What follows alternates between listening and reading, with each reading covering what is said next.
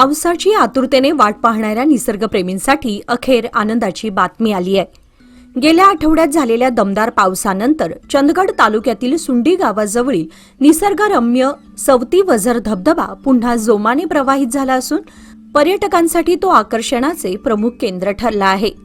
सुमारे 30 ते 40 फूट उंचीवरून कोसळणारा शुभ्र जलप्रपात, सभोवतालची हिरवीगार वनराई आणि धुक्याची मनमोहक चादर पाहण्यासाठी दररोज पर्यटकांची मोठी गर्दी होत आहे। विशेषतः तरुण तरुणी, निसर्गप्रेमी आणि छायाचित्रणाची आवड असलेले पर्यटक या धबधब्याकडे मोठ्या संख्येने आकर्षित होत आहेत। यंदा संपूर्ण जून महिना जवळपास कोरडाच गेल्यानं पावसाची प्रतीक्षा सर्वांनाच लागली होती। मात्र जुलैच्या सुरुवातीलाच झालेल्या मुसळधार पावसानं नद्या, नाले, ओढे आणि परिसरातील लहान मोठे धबधबे पुन्हा जिवंत झाले आहेत। त्यातच सुंडीचा वझर धबधबा पुन्हा दिमागात प्रवाहित झाल्यानं परिसराचं सौंदर्य अनेक पटीनं खुलून निघालंय। बेळगावपासून अवघ्या 20 किलोमीटर अंतरावर असलेल्या या धबधब्याकडे आता पर्यटकांची पावले मोठ्या प्रमाणात वळू लागली आहेत। विशेषतः शनिवार आणि रविवारी येथे मोठी गर्दी पाहायला मिळते।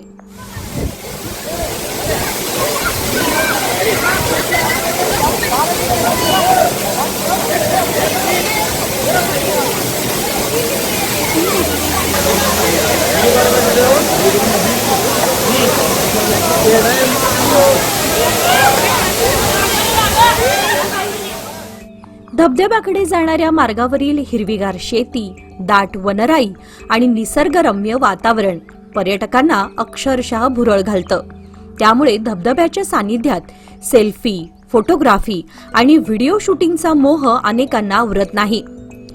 दरम्यान शिनोळी फाट्यापासून धबधब्यापर्यंतचा रस्ता काहीसा अरुंद असला तरी वाढती पर्यटक संख्या लक्षात घेऊन धबधबा परिसरात वाहनांसाठी प्रशस्त पार्किंगची व्यवस्था करण्यात आली आहे। त्यामुळे पूर्वीची पार्किंगची समस्या मोठ्या प्रमाणात दूर झाली असून पर्यटकांना मोठा दिलासा मिळालाय। याशिवाय महिलांसाठी स्वतंत्र स्वच्छतागृह उभारण्यात येणार असल्याची माहिती धबधबा समितीचे अध्यक्ष संजय पाटील यांनी दिली। तसेच लहान मुलांसाठी बटरफ्लाय गार्डन विकसित करण्याचं कामही हाती घेण्यात येत असल्याचंही त्यांनी सांगितलं।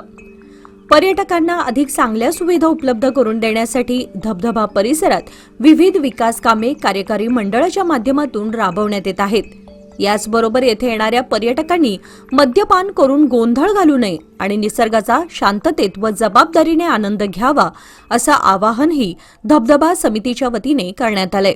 नमस्कार, मी संजय पाटील या धबधब्याचा अध्यक्ष आहे। सुंडी धबधबा हा गेली 7-8 वर्ष आम्ही इथं एक मंडळ स्थापन केलं आहे आणि या मंडळाच्या माध्यमातून आम्ही थोडा विकास करत आहोत। या पायऱ्या ज्या आहेत या पायऱ्या आम्ही मजबूतीकरणासाठी हे केलेलं आहे। त्याचबरोबर स्वच्छतागृह, महिलांसाठी स्वच्छतागृह बांधकाम चालू करत आहोत। त्याचबरोबर चेंजिंग रूम आम्ही बांधलेली सुद्धा आहे आणि ही समोरवरची जी भूमी आहे ही भूमीसुद्धा आम्ही आता घेतलेली असून आता यापेक्षा सुद्धा आता कायमस्वरूपी धबधबा चालू राहावा या दृष्टीनं आम्ही हा विकास करत आहोत। याच्यामध्ये बटरफ्लाय गार्डन करत आहोत, त्याचबरोबर मुलांच्यासाठी किड्स करत आहोत, त्याचबरोबर ज्येष्ठांसाठी सुद्धा व्यायामाचे असे काही प्रकार करत आहोत। काही बगीचा करत आहोत, फळझाडंसुद्धा लावत आहोत, औषधी वनस्पतीसुद्धा लावत आहोत। 1-2 वर्षामध्ये हा आम्ही बऱ्याच मोठ्या प्रमाणामध्ये विकास करण्याच्या प्रयत्नामध्ये येणाऱ्या तरुणांना काय आव्हान करू? येणाऱ्या तरुणांच्यासाठी एवढंच आव्हान आहे की इथं डिस्टर्ब म्हणजे जो आपला प्लास्टिक आहे ते प्लास्टिक आपण वापरू नका, त्याचबरोबर मद्यपान करू नका आणि रस्त्यावरती दंगा घालू नका। आम्ही वारंवार तुम्हाला सूचना देत असतो परंतु पोलिसांकडून कारवाई होऊ नये ही पर्यटकांनी दक्षता घ्यावी ही पर्यटकांच्याकडे विनंती आहे। निसर्गाचा आनंद घेत असताना प्रत्येकाने सुरक्षिततेची काळजी घेणं तितकंच महत्त्वाचं आहे। धबधब्याजवळील धोकादायक ठिकाणी जाणं टाळून पाण्याच्या प्रवाहाचा अंदाज घेऊनच वावरावं आणि प्रशासनाच्या सूचनांचं पालन करूनच सहलीचा आनंद लुटावा असं शेवटी सांगावंसं वाटतं।